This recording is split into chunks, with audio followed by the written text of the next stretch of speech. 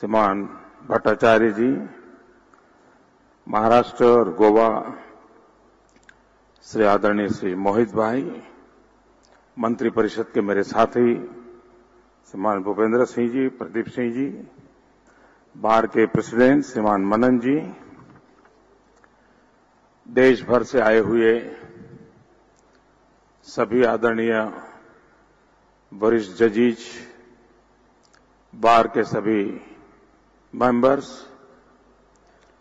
आप सबका गुजरात की धरती पर स्वागत है।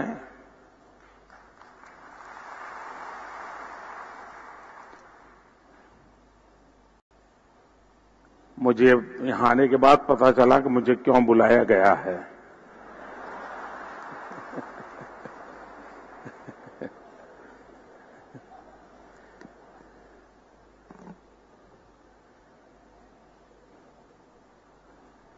ईश्वर आपकी सारी इच्छाएं पूरी करे।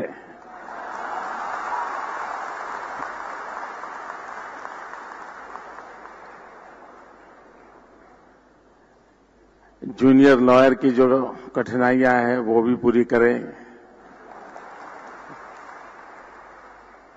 बजट प्रोविजन की जो इच्छाएं हैं वो भी पूरी करें।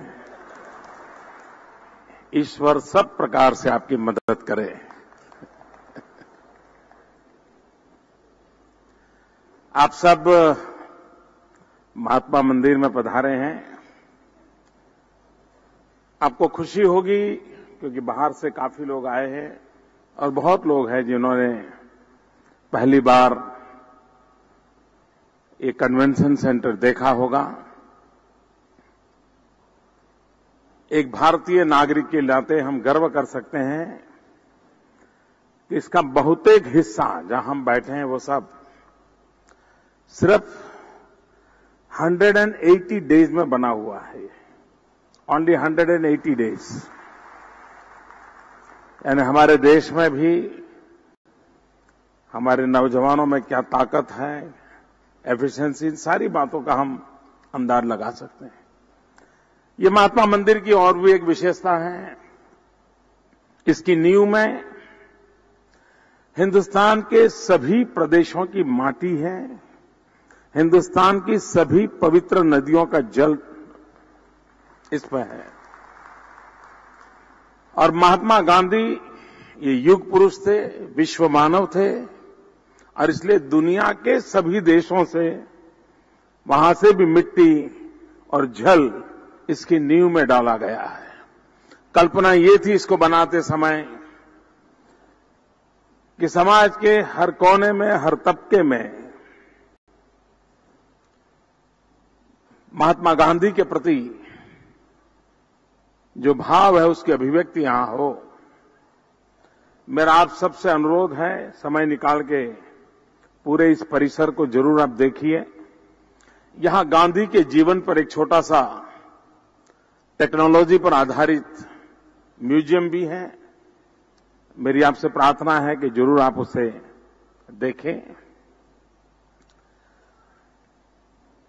ये एक ऐसा क्षेत्र है कि जिसमें कुछ भी कहने के लिए मैं किसी भी प्रकार से योग्य नहीं हूं, क्योंकि कभी जिंदगी में रॉन्ग साइड पार्किंग का भी केस नहीं हुआ, न कभी वकील के दफ्तर गया हूं, न कभी कोर्ट कचहरी देखी है। अगर कोर्ट देखी तो सिनेमा में जो आता है वो देखा है। और इसलिए इस क्षेत्र से मेरा ज्यादा परिचय नहीं रहा है और एक प्रकार से अच्छा ही है। आप सबसे बच के रहना।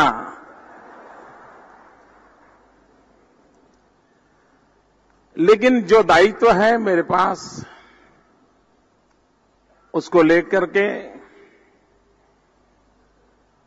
और भारत के सामान्य मानव की जो आशा अपेक्षाएं हैं उसको ध्यान में रख करके कभी न कभी तो बहुत सीरियसली इस क्षेत्र पर सोचने की आवश्यकता मैं कई वर्षों से महसूस कर रहा हूं। जब से मुख्यमंत्री बना हूं मैं लगातार इस बात को महसूस कर रहा हूं। एक बार हमारी chief ministers and high court के चीफ जस्टिस की एक संयुक्त मीटिंग हुआ करती है। उस मीटिंग में मैं था और सब्रवाल साहब थे उस समय। पेंडेंसी क्यों है उसकी चिंता चर्चा हो रही थी कि भाई पेंडेंसी कम कैसे हो, इतने केस भर गए हैं, कैसे करोगे। तो सभी चीफ मिनिस्टर और हाई कोर्ट के चीफ जस्टिस अपना अपना तर्क दे रहे थे। एक हाई कोर्ट के जज ने यह कहा कि हमारे यहां कोर्ट चलती नहीं है, मुश्किल से हफ्ता में 1-2 दिन चलती है और लोअर कोर्ट का तो कभी कभी 15 दिन निकल जाते हैं। तो सब्रवाल साहब ने ऊपर से पूछा डायस पर से, भाई क्या कारण क्या है। नहीं, बोले साहब बिजली नहीं है, कोर्ट अंधेरे कमरे जैसी है और इसलिए काम नहीं हो रहा है। अब मुझे बताइए साहब, वहां प्रॉब्लम बिजली का है और आलोचना कभी कोर्ट की होती होगी, कभी वकील की होती होगी, एक मामला निपटता नहीं है। यानी ऐसी छोटी छोटी चीजें हैं जिसके कारण इस सारी व्यवस्था को अनेक समस्याओं से जूझना पड़ रहा है।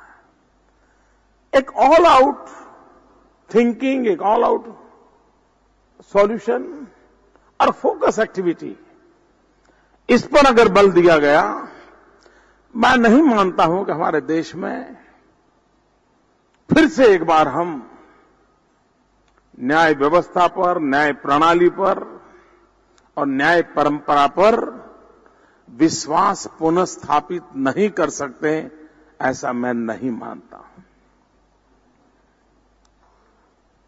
और आखिरकार महात्मा गांधी महात्मा मंदिर में हम बैठे और हम जानते हैं कि यहां सबने इस बात का उल्लेख किया, पूरा आजादी का जंग देखा जाए तो ज्यादातर इसी प्रोफेशन के लोगों ने लीड किया है।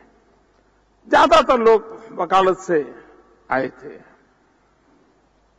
और आज भी हर दिन शाम को कोई भी टीवी डिबेट का जंग देख लीजिए, सारे वकील ही बैठे होते।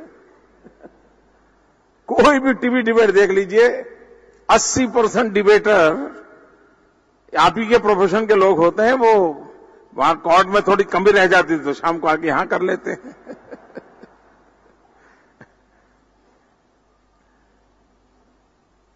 महात्मा गांधी जो कहते थे, भाई आखिरी इंसान की चिंता, कोई भी निर्णय करते हो तो समाज के आखिरी व्यक्ति को न्याय कैसे मिले, समाज के आखिरी व्यक्ति को सुख सुविधा संतोष कैसे मिले, यही एक बात महात्मा गांधी की लेकर के हम चल पड़े और हम सब चले। कोई एक चले और 2 लोग न चले तो काम होना नहीं है। हर एक का दायित्व बनता है, उसको पूरा करना चाहिए।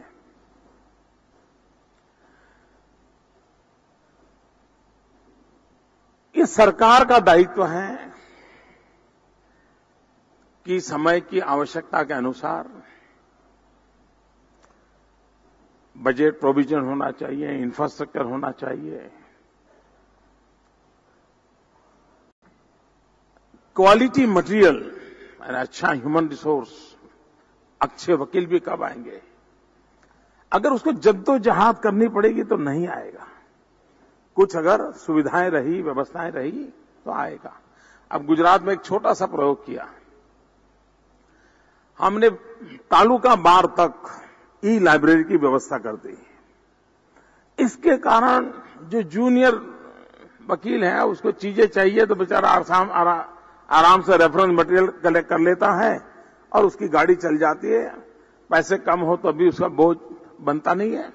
At the same time technology का इतना व्यापक होने के कारण डिबेट की क्वालिटी में बहुत बड़ा अंतर आ रहा है, आर्ग्यूमेंट की क्वालिटी में अंतर है, रेफरेंस बहुत सटीक रेफरेंस दिए जा रहे हैं और कम से कम मेहनत से ज्यादा चीजें लाने की संभावना बनी है।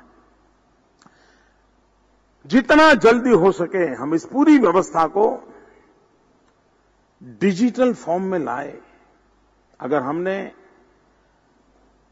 क्वालिटी वर्क पर बल देना है, एफिशिएंसी पर बल देना है, तो डिजिटल वर्ल्ड कैन हेल्प। और मैं मानता हूं कि इसको जितना बल और वो जो भी सरकार जहां भी हो उसका काम है कि सारी व्यवस्था को डिजिटल फॉर्मेट में कितना जल्दी ले आए। बहुत सी सारी एक्टिविटी ऑनलाइन की जा सकती हैं और उस पर बल देने से परिणाम मिलेगा। ज्यादातर न्यायपालिका बजट सरकार खर्चे, लेकिन सबसे ज्यादा बजट न्याय में जाने के बाद भी उसको खाने वाली भी सरकार ही होती है, क्योंकि मेन लिटिगेंट गवर्नमेंट ही होती है, तो उसी में वो सारी जुडिशरी बिजी है। गवर्नमेंट में भी जितना ज्यादा पॉलिसी आधारित निर्णय होते हुए अगर स्टेट पॉलिसी ड्रिवन है तो लिटिगेशन की संभावनाएं बहुत कम हो जाती है, क्योंकि डिस्क्रिमिनेशन का पावर ही बचता नहीं है। और तब जाकर के न्याय और अन्याय की भाषा का प्रश्न ही नहीं उठता है। और इससे हमारे देश में राज्यों को भी, और जब गुड गवर्नेंस पर हम बल देंगे तभी जाकर के पॉलिसी ड्रिवन स्टेट का हमारा विचार मजबूत बनेगा। जितना ज्यादा देश में पॉलिसी ड्रिवन गवर्नेंस के ऊपर हम बल देंगे उतने ज्यादा एज अ गवर्नमेंट, जो सबसे बड़ा लिटिगेंट है और सारा समय कोर्ट कचहरी का 80% सरकारें खा जाती है। एक तरफ सरकारें होती है, दूसरी तरफ बेचारा सामान्य नागरिक होता है। ये जितना ज्यादा सरकारें ठीक करें बोझ कम होगा, क्वालिटी जस्टिस की संभावना बढ़ेगी। दूसरा विषय है, आज न्याय में जितनी ताकत वकील की है, जितनी ताकत धाराओं की है, आर्ग्यूमेंट की है, उतनी ही ताकत टेक्नोलॉजी ने जगह बनाई है।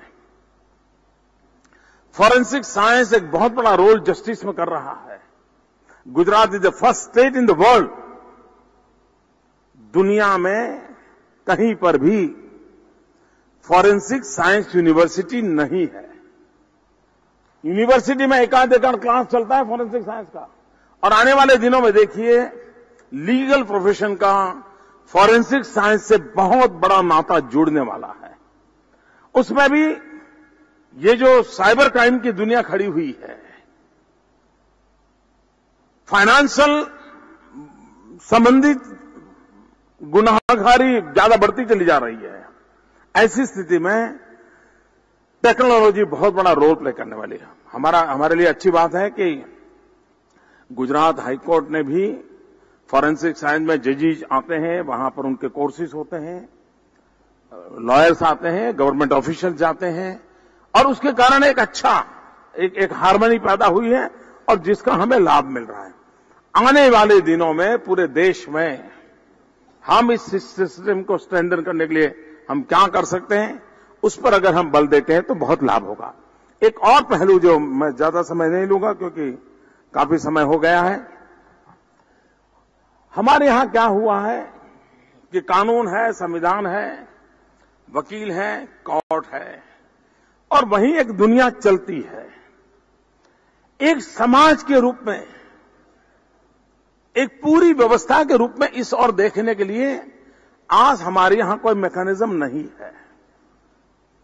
समय की मांग है कि हमारी यूनिवर्सिटी और उसमें भी सोशल साइंटिस्ट, ये रेगुलर एक फीचर होना चाहिए, देश में मैपिंग होना चाहिए कि कौन सा डिस्ट्रिक्ट है, उस डिस्ट्रिक्ट में मेन किस प्रकार के लिटिगेशंस होते हैं, कौन सा स्टेट है सबसे ज्यादा लिटिगेशन इस प्रकार के होते हैं, फिर एक प्रकार के होते हैं।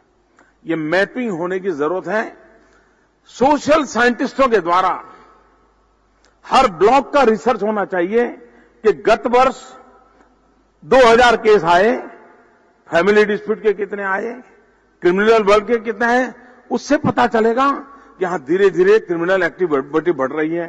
तो गवर्नमेंट को इंस्ट्रक्शन जानी चाहिए कि देखिए भाई इस क्षेत्र का बढ़ रहा है, you have to take care, अपने आप ठीक होगा। फैमिली डिस्प्यूट बढ़ रहा है, कभी कभी एक आध अफसर वहां ऐसा है कि जिसके कारण पूरा तबाह करके रख दिया है। अगर हम क्या करते हैं, हर चीज न्याय के तराजू से तोलते हैं। हमें लगता है कि जितनी चीजें न्याय के दरवाजे पर जाती हैं उनका भी एनालिसिस होना चाहिए। समाज जीवन में क्या कमी आई है, किसी एक विशेष विस्तार में क्या बदलाव आया है, कहीं पर बहुत पैसे आए तो पैसे आए, उसके कारण नए नए प्रकार के लिटिगेशन आए हैं क्या? कहीं पर रियल एस्टेट प्रॉपर्टी का दाम बढ़ रहे हैं इसलिए जमीन के केसेस बढ़ रहे हैं क्या? कहीं न कहीं इन चीजों का लिंक है। ये सरकार का काम है, ये न्याय व्यवस्था का काम है कि हमारी यूनिवर्सिटीज को जोड़ करके, हमारे सोशल साइंटिस्टों को जोड़ करके हम रेगुलरली, और ये रेगुलर होना चाहिए, अगर रेगुलर होता है, और क्यों ना सारे केसेस का ऑनलाइन एनालिसिस क्यों ना हो, एक बहुत बड़ा बदलाव, और तब जाकर के काउंसलिंग की परफेक्ट सिस्टम डेवलप हो सकती है। तब जाकर के हम कह सकते हैं भाई ये 6 डिस्ट्रिक्ट ऐसे हैं कि जहां पर ज्यादा से ज्यादा फाइनेंशियल मैटर के झगड़े आते हैं, तो वहां के जो लीगल प्रोफेशन के लोग हैं उनको भी स्पेशली इसलिए तैयार किया जाए, स्पेशल कोर्सेज किए जाएं, ह्यूमन रिसोर्स डेवलपमेंट की व्यवस्था हो, तो वो एक बहुत ही अच्छे सटीक तरीके से उन 6 डिस्ट्रिक्ट के जो केसेस हैं उसको हैंडल किया जा सकता है। यानी हम लोगों को इन सारी, और ये हमारे देश में दुर्भाग्य से नहीं हुआ है। हम लोग सोचते हैं जो मर रहा है वो जाएगा, न्याय लाएगा तो लाएगा, वकील अच्छा मिल गया तो ठीक है, नहीं मिल गया तो उसका नसीब। ये व्यवस्था नहीं चल सकती है, इसको कहीं न कहीं नए रूप में हमने लाना होगा, और मेरा भरोसा है कि लाया जा सकता है। हम इन चीजों को बदलाव ला सकते हैं, और उसको अगर हम लाते हैं तो बहुत बड़ी सेवा हो सकती है। एक विषय, हमारी जब चीफ जस्टिस के साथ चीफ मिनिस्टर और हाईकोर्ट की लास्ट मीटिंग हुई थी, तब मैंने एक सुझाव दिया था कि हम चाहते हैं कि लोगों का, यानी नागरिकों का भी कानूनी दृष्टि से प्रशिक्षण होना बहुत जरूरी है। लेकिन सामान्य व्यक्ति उन विषयों में रुचि नहीं लेता है। जब तक आपको डायबिटीज नहीं होता है तब तक डायबिटीज संबंधित विषयों पर आप रुचि लेते ही नहीं है। कहीं बात हो रही तो आप किसी और काम में होते, सुनते भी नहीं है, क्योंकि आपका कोई लेना देना नहीं है। और इसलिए हम चाहें कि लीगल संबंधित लोगों को एजुकेट करने की कुछ व्यवस्थाएं हो। इन जनरल नेचर से फायदा नहीं होता है, वो चलती रहे, उसको बंद करने की जरूरत। लेकिन in addition to that I requested central government at that time कि क्यों न हम सप्ताह में एक दिन टीवी पर एक केस स्टडी को पब्लिक करें। ये केस क्या था, कैसे कैसे प्रोसेस हुआ, कैसे कैसे आर्गुमेंट्स हुई, किस प्रकार के एविडेंस आए, और उसमें से आखिर जजमेंट क्या आया। सामान्य व्यक्ति को या तो समझ आएगा यार ऐसा नहीं करना चाहिए। एक बहुत बड़ा एजुकेशन का मूवमेंट चल सकता है। अगर पार्लियामेंट का टीवी चैनल चल सकता है, राज्यसभा का अलग चल सकता है, तो जुडिशरी का अलग टीवी चैनल क्यों नहीं हो सकता है? अगर हम लोगों को शिक्षित करना चाहते हैं, अगर हम लोगों को शिक्षित करना चाहते हैं, तो यही तरीका है कि हम सामान्य से सामान्य व्यक्ति को इन बातों से परिचित करवाएं। अगर हम परिचित करवाएं तो फायदे 2 हैं। वो या तो गुनाह करने से अटक जाएगा, या न्याय पाने के भिन्न भिन्न रास्तों से सही रास्ता वो चुन पाएगा। और एक प्रकार से एक हेल्दी सोसाइटी के निर्माण में जुडिशियल प्रोसेस अपने आप में एक बहुत बड़ा कैटलिक एजेंट का रोल काम कर सकता है। ऐसे अनेक विषय हो सकते हैं, लेकिन मनन ने बहुत सारे विषय पहले एजेंडा सेट कर दिया था। उसके लिए तो मैंने कहा है कि ईश्वर शक्ति दे। बहुत बहुत धन्यवाद।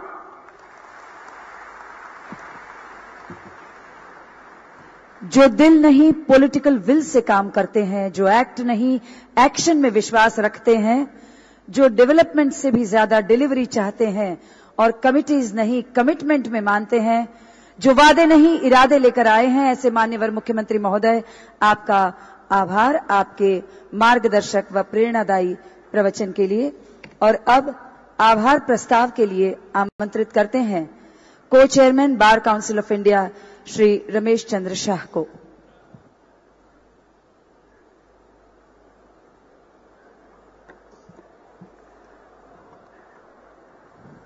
Namaskar, good evening.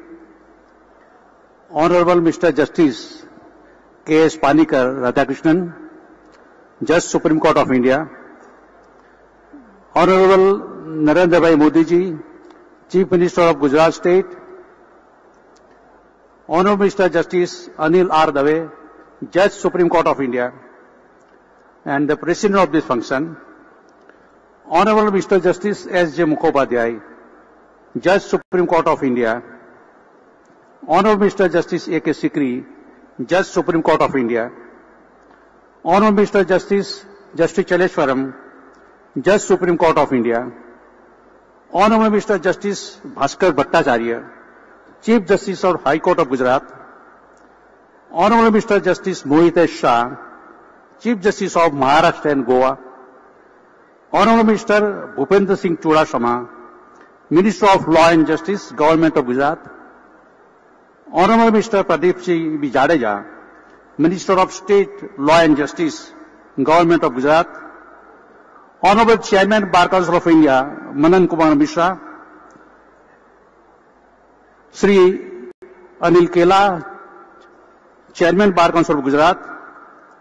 And the Honorable Judges of the various High Court, various office bearers of the State Bar Councils, all officials of the Government of Gujarat, office bearers of all districts and Taluka Bar Associations, my colleagues of the Bar Council of India, and also Bar Council of Gujarat, invited guests, ladies and gentlemen.